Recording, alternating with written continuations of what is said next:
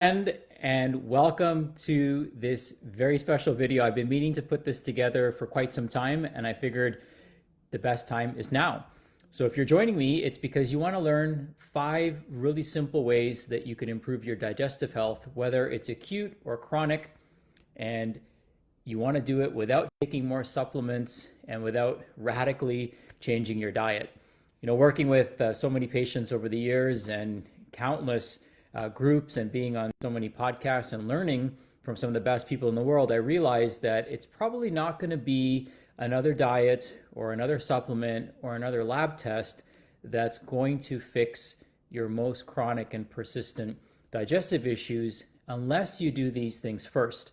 So I'm not here to tell you that you shouldn't change your diet. I'm not here to tell you that supplements aren't beneficial, and I'm certainly not here to tell you that lab testing isn't important. But what I am here to tell you is that there's 5 things that you should all be doing first, whether you have a digestive issue or not, that can help you correct this problem. And this is the culmination of reading so many books, working with countless patients, and realizing that there's so many foundational things that people don't do that are absolutely necessary for them to improve their digestive health. And of course, digestion is important because of the global implications of a healthy digestive system. Healthy digestion helps us feel good, helps our mental health, it helps our brain, it helps our joints, it helps our skin be nice and healthy.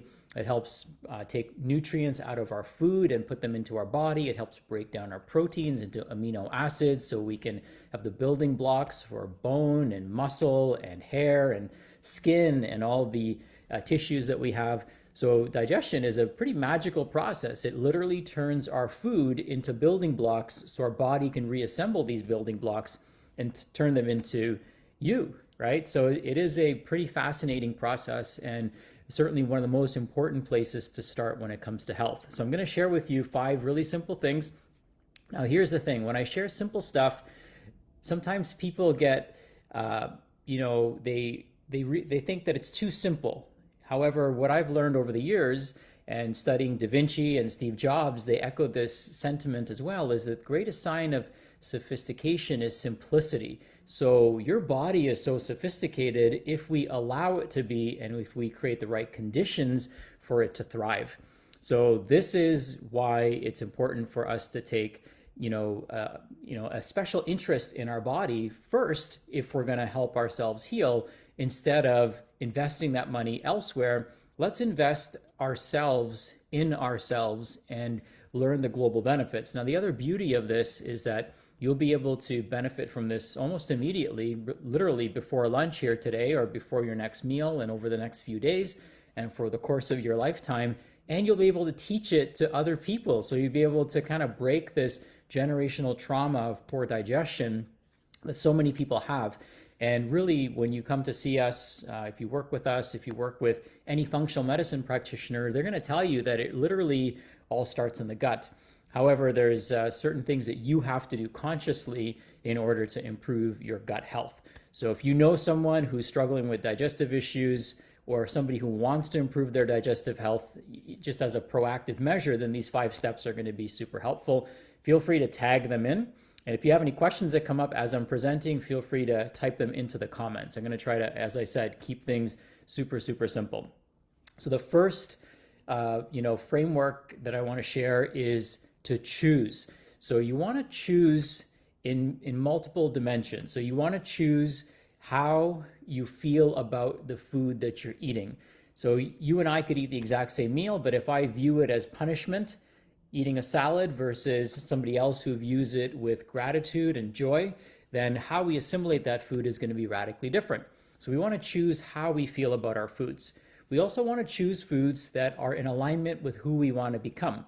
So whenever people ask me, what do you eat? I say, I eat whatever I want. However, what I want to eat is based on who I want to become, because your food represents your future. It represents who you're going to become. Literally, it's going to incorporate itself into your cells, into the structures in your body, and it's going to hang around a lot more than the 24 hours that it takes to remove the waste from your food, right? What we poop out is waste.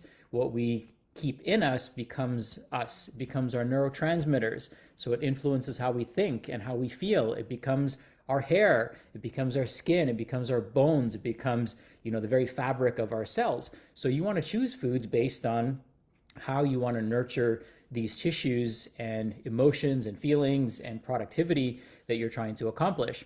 You also want to make sure you're choosing the right time to eat.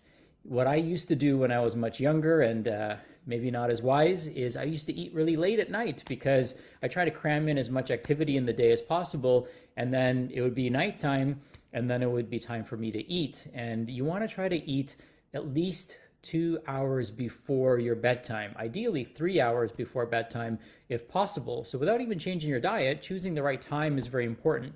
Our digestive function is actually most active at midday. Midday is when the sun is in the highest position.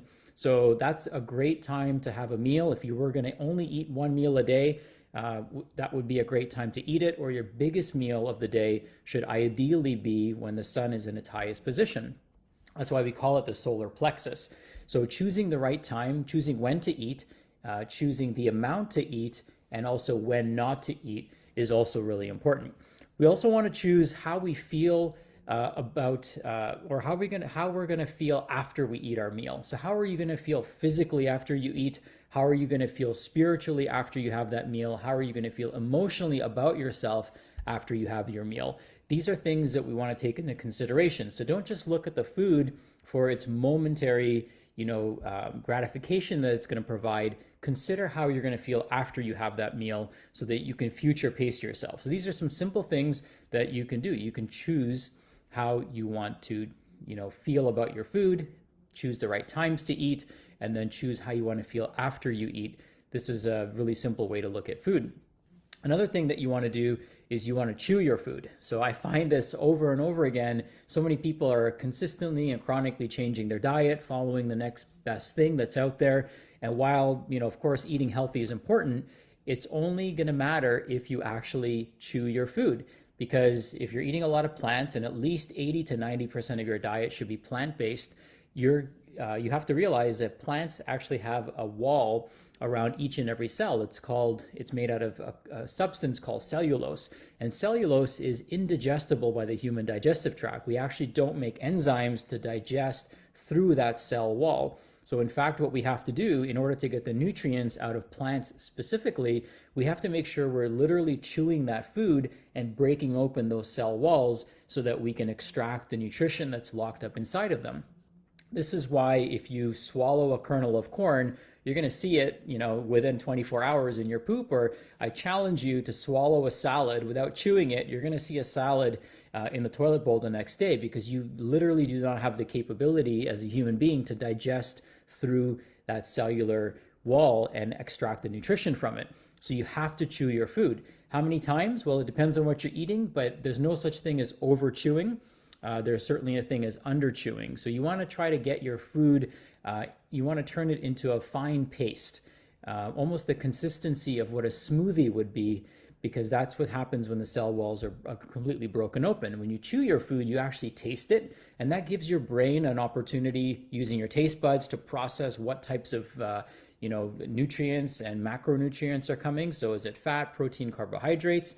And this tells our stomach and our pancreas and our gallbladder and our liver, how much enzymatic, preparation it needs to have in order to digest that meal fully. So tasting your food is very important. This is why artificial flavoring is so disruptive to our health, because our tongue is kind of tricked into thinking that something is coming when it actually never shows up in the digestive system. So, making sure you're chewing your food will also slow down the process. You'll have better satiation, better assimilation of your nutrients, which means that you and I could eat the same meal. If you're chewing your meal really, really well, then guess what? You're going to extract more nutrition out of that same meal. If I'm not chewing my meal and I'm eating really quick and rushed and distracted and not present, then guess what? I'm not going to get as much nutrition out of that meal, and those nutrients are going to, be lost in the process. So chew your food. Remember this, chew your food. Your stomach doesn't have teeth. You want to think of digestion like a car wash. So you would never go into a car wash if any one of those steps was broken. Your car wouldn't be clean and it wouldn't turn out the way you wanted to. So digestion is the same way. the only conscious step, there's two conscious steps. We have to choose the foods and the timing and stuff, as I just mentioned. The second conscious step is you have to chew. And when you do that, the rest of the process kind of takes care of itself. Your stomach is depending on your food being adequately chewed. All right, step number 3. The next thing that you want to do is you want to make sure you are chilled out. You want to be in a state of what we call rest and digest. You want to be in a parasympathetic state. When we're in a parasympathetic state versus a stressed out state, we actually send more blood flow to our digestive system. Under conditions and periods of stress, whether it's acute or even chronic, we actually send about 80% less blood flow to our digestive organs, which means that they're not going to be able to adequately perform their function. So a few things that you can do in order to get yourself into a more relaxed state. One is you want to sit. You always want to eat while you're seated. You never want to eat while you're standing, because your body is not going into that state of knowing that, hey, food is coming. And when you're walking around and eating, you're sending blood to your legs, which normally and ideally you want to be sending to your gut so it can carry out this function. The next thing that you want to do is perhaps take a few deep breaths. I like to play some soft music. I like to just get into a relaxed state. You can have a light conversation with your family before you enjoy your meal. You can say a prayer, which we'll talk about next, and just really get into an intentional state of you being in a state to eat. So getting parasympathetic is very, very powerful. You can do something called box breathing. Box breathing is where you inhale for 4 seconds, hold for 4 seconds, exhale for 4 seconds, hold for 4 seconds, and you keep repeating that pattern. And 2 to 3 minutes of box breathing is going to get you into that state of being parasympathetic. If you need feedback, you can use something called a heart math, and that gives you instant neurofeedback to let you know that you're getting into a state of coherence. So slow down, sit down, enjoy your meal, chew it, and watch what starts to happen. Your body starts to activate its own digestive mechanisms, so you're not so reliant on supplements in order to get, the most nutrition out of that food and also to digest that meal adequately.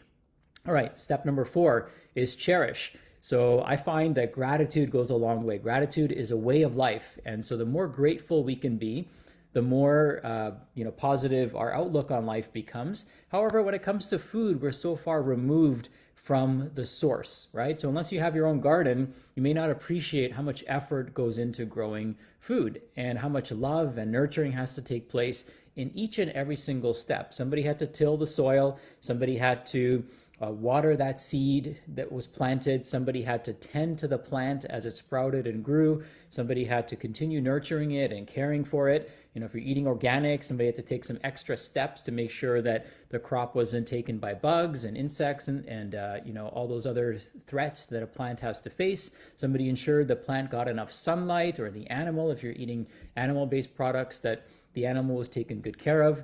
So somebody had to take care of, the growth process of this food as it's capturing nutrients from the soil, as it's capturing sunlight and creating nutrients for you as well. And then somebody had to pick the food and then package it, and somebody had to then drive it over to your local store. It had to be shelved. Somebody had to be present for you to check out, carry it into your house, and then prepare that meal for you. So there's so many steps that we can be grateful for, and so many people that we can express our gratitude towards. And of course, eating a healthy meal, what more can we want out of life, right? It's have that ability to sit down with our families, enjoy a healthy meal that's going to nourish our bodies. Of course, we all want that, and we should take a moment to be grateful for that opportunity. All right, so that brings me to step number 5, which is check. So we want to do a daily inspection of our stool. And so, you don't have to get your hands dirty, but simply taking a quick peek, making sure there's no undigested food in your stool, making sure your stool doesn't have a shiny or greasy appearance, because that tells me you're not digesting your fats, making sure that your stool doesn't have any blood in it, right? That could indicate hemorrhoids or a GI bleed. If your stool is really dark, black in nature, then that could indicate a higher bleed in the digestive system. If it has a coffee ground appearance, hopefully it doesn't have that, but if it does, that could indicate a cancer. So by looking at our stool, we can see if there's something going on in there. If your stool has a strong odor, that can indicate a lack of protein digestion. So it means you're not adequately digesting the proteins that you're consuming, and so that leads to putrefactive factors in your stool. But, another simple test is if your gas has a strong odor, that also tells me you're not adequately digesting your food. So take a peek. Your stool should be formed. It should have a snake-like appearance. You should have about 12 inches of stool passing, and the frequency of your stool should be 1 to 3 times a day. And that's pretty normal, just like a baby, right? When we were born, usually after you would have a meal, you would have a bowel movement. So keep that in mind as well. And then we also want to check periodically with our functional medicine practitioner. So I recommend at least annually, even if you don't have any digestive issues, to get a functional stool assessment. A functional stool assessment is going to look for bacterial diversity. It's going to look for pathogenic overgrowth of bacteria or even worms in some cases, or parasites. We see this. It's more common than you might think. It's also going to tell us if there's occult blood in the stool, if there's an inflammatory process going on. Keep in mind that many times we could have a major digestive issue and not have any symptoms. In fact, we've all heard a horror story of somebody, going in with a GI bleed. It turns out they have stage 4 cancer. So they didn't know, because our digestive system is not meant for us to have, this constant self-awareness, right? If you could feel all the food being digested and going through you through these 20 plus feet of tubing, it'd be kind of annoying. So our digestive system is not equipped with a lot of pain receptors and sensory receptors like our skin is.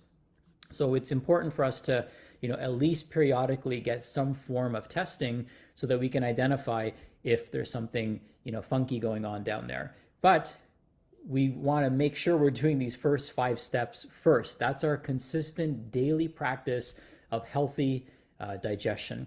So these are some simple tips. I mean, there's so much more. Each of these could be a 1-hour conversation, each of these 5 tips, but I wanted to share this with you in the hopes that it helps you improve your digestive function, get more out of the food that you're eating, and helps you feel healthy and vibrant and whole once again. If you have any questions, I'm always available to answer them, and feel free to tag anyone or share this if you found this helpful. Many people are struggling silently. And of course, nobody talks about their digestion, so you never know who it's going to help if you share this message far and wide. Thank you. Appreciate you. Have an amazing, amazing rest of your day. I will talk to you soon. Bye for now.